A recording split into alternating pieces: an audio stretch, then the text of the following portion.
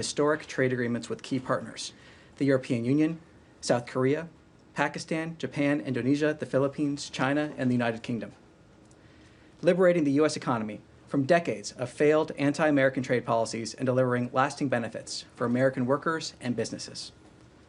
On global health and humanitarian leadership, the United States is providing an additional $93 million to treat nearly 1 million children suffering from malnutrition with life-saving, ready-to-use therapeutic food, RUTF, from and by American producers. This critical funding will help save lives in 13 countries: Haiti, Mali, Niger, Ethiopia, Sudan, South Sudan, Nigeria, Madagascar, Central African Republic, Democratic Republic of Congo, Djibouti, Kenya, and Chad. Drawing down the entire prepositioned stock of RUTF and supporting continued production to meet ongoing needs. Moving to the Pacific, this week the United States and the Cook Islands announced a new partnership to advance scientific research and responsible seabed mineral development. As a regional leader, the Cook Islands is at the forefront of sustainable exploration, and the United States is proud to support this shared vision for innovation and mutual prosperity.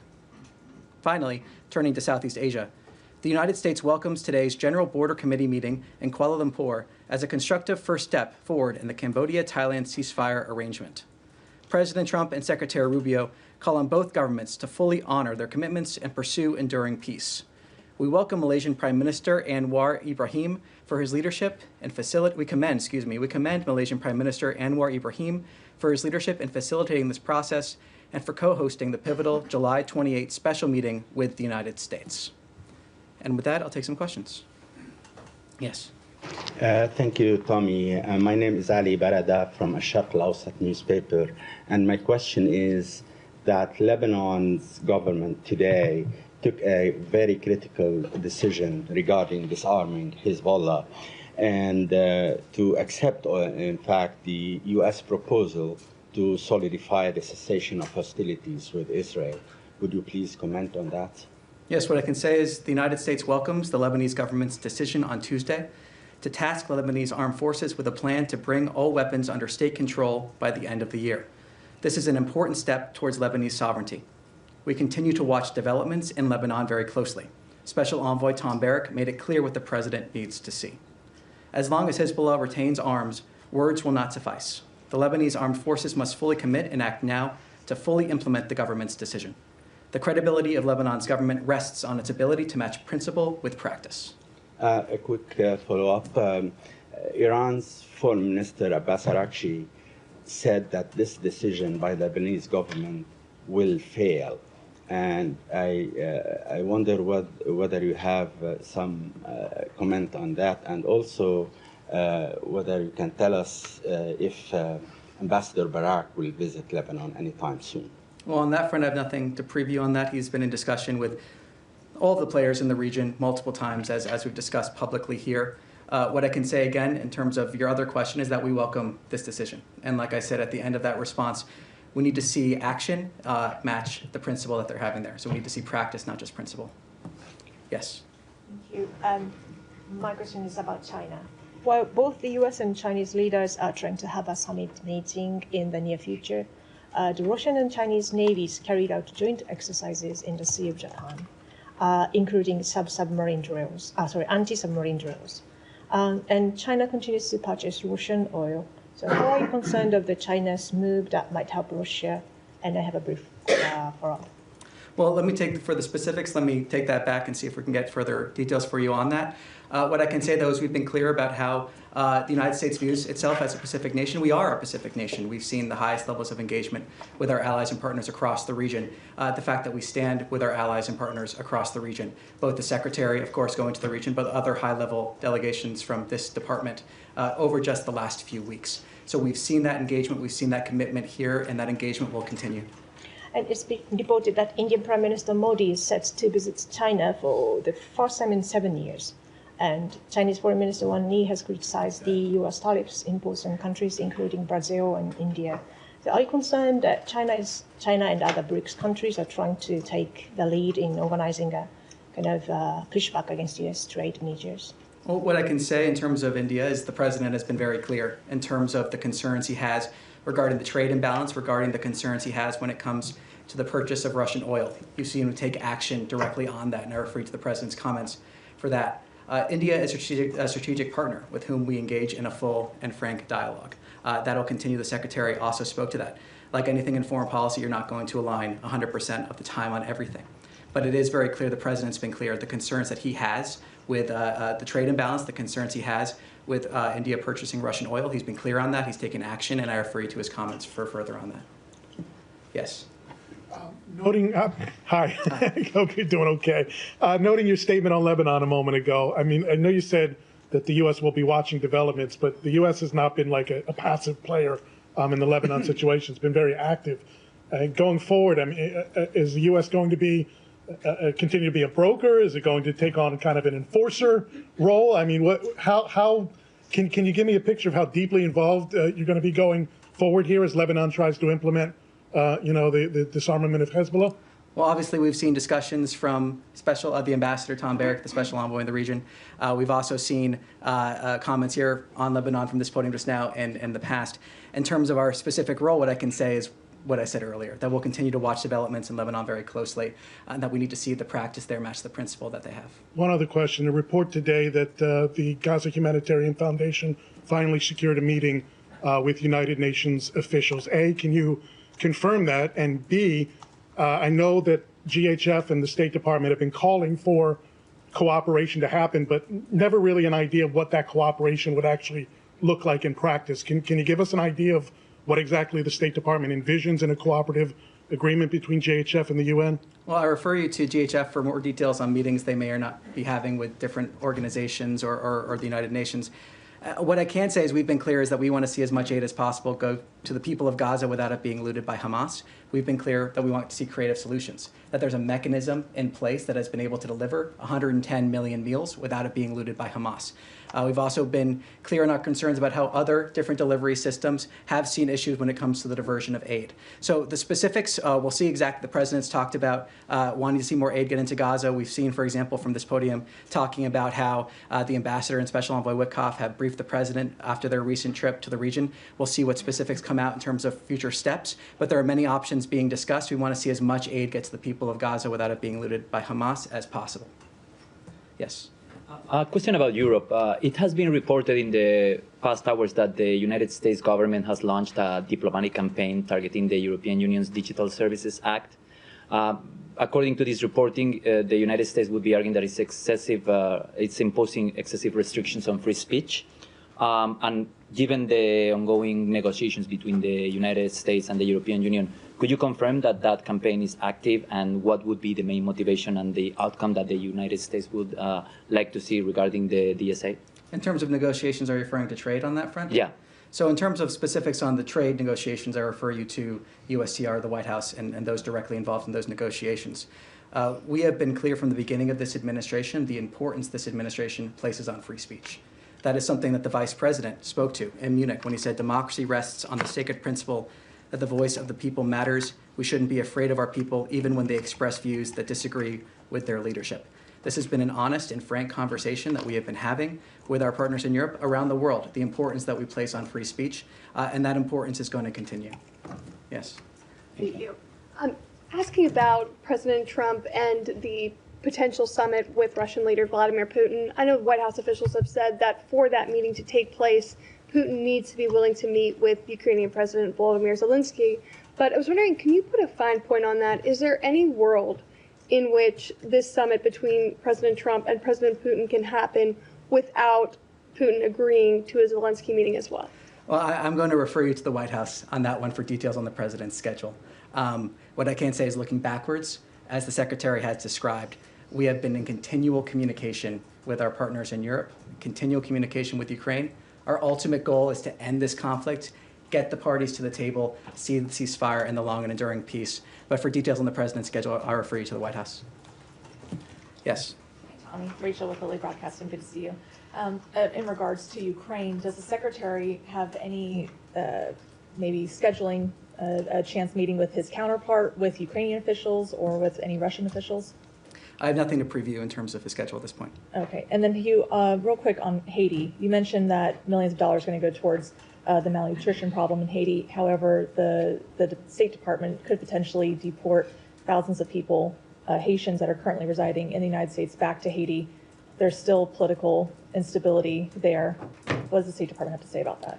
Well, look, we've seen actions from this administration in order to try to encourage stability in Haiti. We've seen actions, announcements taken to try to go after those that are leading to instability in Haiti, announcements the Secretary himself has made. We see this aid from American producers by American producers going to these 13 countries. For specifics on TPS, I assume that you're talking about, I refer you to DHS in terms of those specific decisions. But we have seen actions here from the State Department to try to encourage stability in Haiti. We've seen, again, this announcement of aid going to Haiti and other countries as well. Thank you. Yes. Thank you, Tom. I want to ask Tommy. Apologies. It is tough. My phone sometimes autocorrects to Tammy nowadays, so my own phone does it. I don't know. Follow up on Russia, Ukraine again. What is your level of trust to Putin that he is not, engaging in another delaying tactic here, and how over optimistic, or will it be over optimistic for us to expect anything out of this meeting, potential meeting? Well, it's not a question of trust, it's a question of actions. The president has described how he's been disappointed in the actions that we have seen from Russia over recent weeks. He's talked about seeing actions, not just words. He's described that himself. So this is not a question of trust per se. This is a question of seeing actions to match up the words, but also is indicative of the commitment that we have made clear from the beginning of this administration, that we stand ready to aid in the pursuit of peace, to try to end this conflict, stop the carnage. That is our driving policy here. That remains our driving policy. And getting the sides to the table is key to reaching a diplomatic solution to this conflict. So it's not about trust. It's about action, and it's about doing everything we can to aid in the pursuit of peace and bring this war to an end. And to follow up on Russia again, today marks 17 years since Russia invaded in Georgia. They are, holding Georgian land. They have successfully seems to have implanted their pro-Russian government that is cracking down against Georgian, opposition, civil society. So, do you have any comment on both, Russian occupation and also Georgian government's behavior? The United States Embassy in Georgia put out a statement. I refer you to that statement for further details there. Yes. Hey, Tom, following up once again on Russia, Ukraine, you talk about the goal of a peaceful solution. What's at stake if we can't get that peaceful solution from a potential upcoming meeting, if negotiations go nowhere? Well, I'm not going to speculate on what may come out of these meetings. I'm not going to predict the future.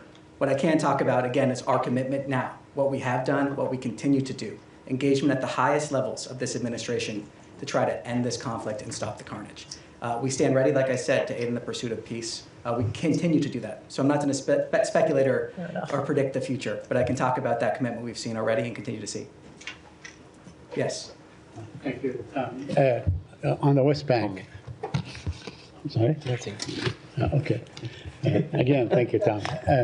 On the West Bank, it's been much in the news. We've seen legislators go and visit settlements and so on, illegal settlements, talk about settlements. We know that the Speaker of the House was shown actually a plan for annexation. Now, a group of Israeli academicians issued a paper. They said that the West Bank is actually being annexed very quietly and so on. And the settlers are targeting some villages where a lot of Palestinian Americans go because they go and they build homes and so on to basically discourage development of the West Bank. My question to you, what kind of designation do you assign to the Palestinians in the West Bank and under occupation? Are they an occupied people? What status do they have? Do they occupy, let's say, they have autonomy, partial autonomy, whatever? So can you please give us, if you have a position on what designations the Palestinians have in the West Bank? We'd like to hear it. Well, the position that we do have is that we want to see a stable West Bank that keeps Israel secure and is in line with this administration's goal to achieve peace in the region. Within the short term, we remain focused on ending the war in Gaza. And then once we have broader discussions in terms of what we may see that leads to longer peace and prosperity in the region, I'm not going to preview those here. But we have continually decried violence in the West Bank from this podium and elsewhere, no matter who commits it. And we want to see a stable West Bank that, again, keeps in line keeps Israel secure and is in line with our ultimate goal to see a prosperous region. Now, the family of Khamis Ayad, who the Palestinian American that was killed last week, have requested the State Department or the U.S. government to investigate the circumstance of his death. He died as a result of fire and smoke inhalation that was started by the settlers. Have you talked to the Israelis about this? Do you have any result? Do you trust their investigation? Well, look, I refer you to comments that spokesperson Tammy Bruce made at this podium just a few days ago. I'll also repeat here that we have no higher priority than the safety and security of the American people. Okay. Yes. Thank you, Thomas. I have two questions. One is related to Europe and the relationship with the U.S. So we've seen in the war in Ukraine a big division in Europe and the inability to sort it out. And how much the issue that we're seeing in Europe, this division, forced the president of the United States to take it over and say, hey, I have to deal with this and try to meet Putin, because the European were unable to kind of put on the table Zelensky and Putin? Well, the president has been clear he wants to see our European partners step up in a variety of different areas. We saw, for example, the recent NATO deal in terms of weapons being sold to NATO, and then they can then give those weapons to who they wish. The president is a deal maker, as the secretary was describing just yesterday. He is a deal maker, and he's able to reach deals on behalf of the American people, but then also that lead to a safer world. So the president stands ready, like I said, to aid in the pursuit of this peace, but he has also been clear that we need to see our European partners stepping up in terms of defense spending, in terms of a whole variety of other measures here. And that remains in terms of needing to see our European partners also step up. Yeah, and if I can ask you on the other front, will the United States will be involved in on the Gaza and Israeli situation beside the humanitarian foundation? Are there in place any other plan to try to bring this war to an end beside diplomacy? Well, so I'm not going to preview what decision the president may make. I already described how he was briefed following the trip, Special Envoy Witkoff and Ambassador Huckabee. There's been several different options that have been discussed. The main driver here is creative solutions. We want to see creative solutions, and we want to see a mechanism in place that delivers aid to the people of Gaza without it being looted by Hamas, without seeing aid diversion. That is the primary goal that we're having here. That's what we want to see. And we've been calling for creative solutions in order to get to that end. We've supported the Gaza Humanitarian Foundation because that mechanism, it is a mechanism in which that has been allowed to happen. 110 million meals that have been delivered to the people of Gaza without it being diverted or looted, stolen by Hamas. So we're continuing to call for creative solutions. We want to see more people involved. We want to see partnerships, but based under a mechanism that allows aid to reach the people that need it. Thank you. I want to ask two questions. First, just following up on your topper. Can you tell us a little bit more about when you expect the RUTF to actually move? And can you clarify, is this the same food aid that was previously frozen as part of the review? Well, we had another announcement on food aid. I'm not entirely sure what you're referring to there specifically, but there have been two recent announcements on food. What I can say in terms of this proposal is that this proposal is for 11,285 additional metric tons of RUTF under this award. In terms of these commodities are currently held in warehouses operated by the RUTF, and they're produced by producers in Rhode Island or Georgia. The details of this specific procurement are sensitive. It is ongoing. We've announced this intent to have the $93 million worth of drawing down and then additional procurement. When we have additional information in terms of exact timing, we can provide it. Sorry, Tommy, and can I have one more on? Say that on this specifically, this is stuff that was, your comment said that you're drawing down the entire stock of pre-positioned supplies. And then replacing it as well. So it's Yeah. But all of this stock that you're distributing, this 11,285 tons, was actually purchased and sent to these warehouses in the previous administration. Is that correct? Well, I'll find out exactly when it was sent. I know that there's the 11,285 additional metric tons. So in terms of the breakdown of how much of that is additional versus pre-positioned, I can't speak to now. You said it was additional, an additional 93 million. Okay. Yes, excuse me. That was request for proposals to producers for the additional 11,285 metric tons. So that's all going to be new? That was the request for proposal for additional metric tons. That is what I have here in terms of making sure I get you the exact specifics on the numbers. I just want to know if this is food assistance that this administration has put into these warehouses, or if it was food assistance that was put in under the previous administration, some of which, as we know, was destroyed.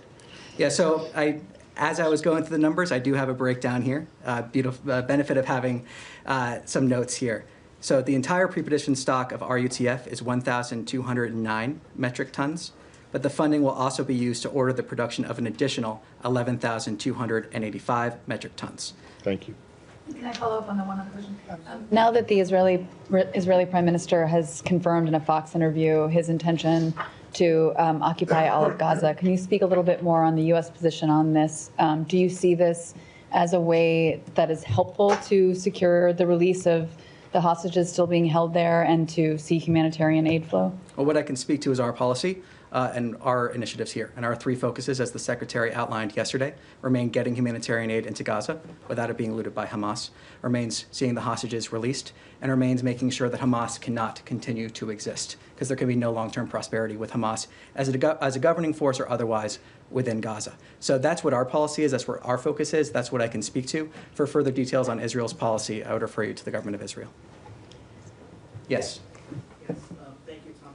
I wanted to follow up on my colleague's question about India, because I understand we've certainly heard, as you mentioned, the president's frustration and upset about India purchasing Russian oil, but we've seen a longer-term tension, it seems, rising in U.S.-India relationship. We saw Indian officials back in May who were upset about the president talking publicly about a role in having brokered a ceasefire between India and Pakistan.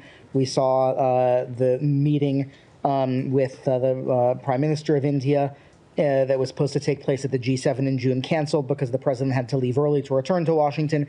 And now this tension over tariffs. Is there a concern from this department or the secretary about an overall worsening in the relationship with India and the potential for India to be turning more to China and away from the U.S. at a time when the U.S. looks to India, has been looking for many years to India as a partner? Well, what this is about is an honest, full, and frank dialogue about real concerns that this administration has, that the president has outlined very clearly, addressing those concerns through his actions. He's spoken about them, whether it's about the purchase of Russian oil, whether it's about the trade imbalance. Addressing those concerns is important, and that's part of what it means to have a frank dialogue, to address those concerns that you have, and then hopefully have conversations to see those concerns addressed. So the president's been very clear. His concerns about what he has seen from India speak for themselves. He's truthed multiple times about it. But ultimately, this is about a frank and full dialogue, and that's what it means to advance American interests. That's what it means to really have full diplomatic dialogue with partners to address concerns that we need to see addressed. To the back of the room. Yes. Thanks, Tommy. Earlier today, President Truth, and this is how we call it, right? Truth, that he was hoping that all Arab nations would join the Abraham Accords. Do you have concern that Israel's decision to take over Gaza completely will, if not delay, really kind of jeopardize the ability to move forward with the Abraham Accords? Well, I'm not going to predict the future or speak for the opinions of other governments. What I can say is that President Trump is a deal maker. President Trump wants to see peace and constructive dialogue. He knows how to make a deal. He knows how to bring people to the table. That has been evident both in the previous administration when we saw the beginning of the Abraham Accords and now the Abraham Accords then being something that many people thought would not have been possible, and yet he still was able to accomplish that with many different nations joining the Abraham Accords. So I think what's clear is that the president can accomplish what many people think is not possible. I'm not going to predict the future or speculate on how others may view certain actions, but the president remains committed on this. He's made that clear. Yes. Hi, Tommy. Thank you. In his interview yesterday, Secretary Rubio made it clear that of Russia and Ukraine, the U.S. would have to bring them close enough in order for a meeting involving President Trump to be worthwhile and productive. As of right now, are they close enough? Well, I'm not going to get ahead of what the White House may announce here. I mean, ultimately, the Secretary laid out saying that that was one of the things that they were discussing here when we're looking towards a potential meeting or other sort of engagement. So I will leave that to the White House or the President to decide when that happens and take his lead here. And it is a credit to his leadership that we've seen the engagement we have seen, the parties come to the table when they have come to the table, and the further engagement to try to pursue peace here. Assuming they are not close enough and there is no ceasefire in place by tomorrow, which was the previously stated deadline in order to forestall sanctions by the U.S., are sanctions going to be imposed tomorrow, either secondary or any other sort? A lot of speculation involved there. I'm not going to speculate from here. I mean, it was a pretty hard deadline by the president, so, and administration officials had indicated they were expected to be put in place. Well, as you said, assuming, that's kind of where I draw the line in terms of speculation. Yeah. I'll refer to the White House to speak more to the president and defer to the president. I want to get ahead of him, but not going to speculate from here. One last finer point question. Secretary also in this interview indicated that Special Envoy Witkoff heard from the Russians about what they were asking for in order to bring an end to the war. Did they put any concessions on the table? Well, as the Secretary described in his interview yesterday, we saw conditions, which is the first time, as he described, that we have seen some of these conditions that would be needed to see an end to this war. I'll leave it to him to characterize what we saw from the Russians, and conditions is the word that he used. Yes. Thank you, Tommy. Two questions on Syria. As President Trump has instructed the State Department to review the removal of Syria's sponsor of terrorism status, will that happen soon? And what would that mean in terms of sanctions? Sorry, repeat your question one more time. Yeah. President Trump has instructed the State Department to review the removal of the Syrian sponsor of terrorism status.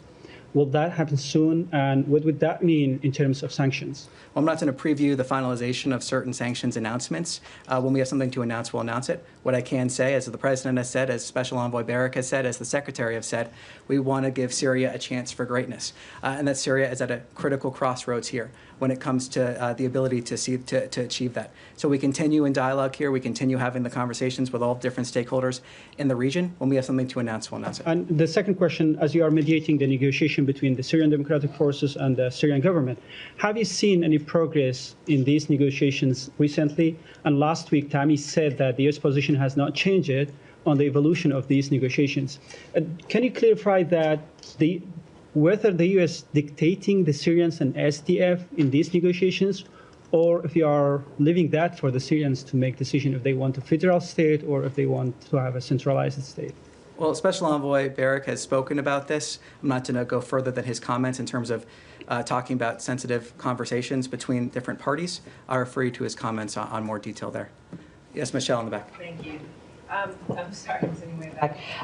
Can you explain why the State Department is rewriting the human rights report? I understand it's coming out soon, but it's been changed, and you're dropping certain things like LGBTQ rights. Just explain why. Yeah, what I can say is that this human rights report, in terms of the one that is set to upcome, just for people watching at home, is set to talk about 2024. It is a series of reports for different countries. Part of the reason why we are seeing an effort to readjust this is to make it more readable, to make it more digestible, and also to reflect some of the changing priorities that we've seen from the previous administration to this one, priorities that were voted by the American people, and we at the State Department are here to carry out and fulfill. So we're seeing an ongoing conversation, and in regards to that, we're seeing an effort in order to try to make this more usable, more readable, while also reflecting the changing priorities of this administration compared to the last one. So it's always in the past seen as not a political thing. I mean, it's you're judging people based on human rights law, and but does this mean that you see it as a political tool? No, not at all. I mean, we have seen changes in the previous administration when President Biden took office, changes in terms of different examples that are used. Speaking of past reports, the examples in these reports are oftentimes illustrative, highlights of ways that we want to or concerns we want to raise or conversations we want to have. So, no, it's more of just making sure that we're implementing the policy and priority of this administration. It's not political in terms of how that was described. Yes. Thank you, Tony. questions on Azerbaijan and Armenia. First, there are reports that the trilateral summit on Friday at the White House with Azerbaijan and Armenian leaders will result in the signing of an initial peace deal. Can you confirm? Could you please elaborate on that? And also, could you please clarify the U.S. position on this Zangezur corridor, this transit corridor? Well, on that second point, let me see if I can get you more details there. On your first, I refer you to the White House for details on what will happen. It may or may not be happening at the White House. And on Turkey, like, how do you see Turkey's role in this? We know that Turkish President Erdogan recently, both separately, met both with Armenian and Azerbaijan leaders. You know, how does the U.S. see Turkey's role in this peace process, and also generally overall its role in you know, post-conflict regional order? Well, what I can say is that both the President and the Secretary have said we hope to see, speaking in general, some sort of agreement soon. They've both said that multiple times. The Secretary often talks about this when he has the opportunity. When there's something to announce, we'll announce it. In terms of the specifics of how that looks, when we have something to announce in terms of specifics, I'm not going to speculate or get ahead of those announcements at this time. Yes. Yes. Oh, thank you so much. My name is Sardana from Harbor Agency. U.S. Ambassador to Uzbekistan, Mr. Jonathan Hennick, said that it's the best time for Donald Trump to visit Central Asia.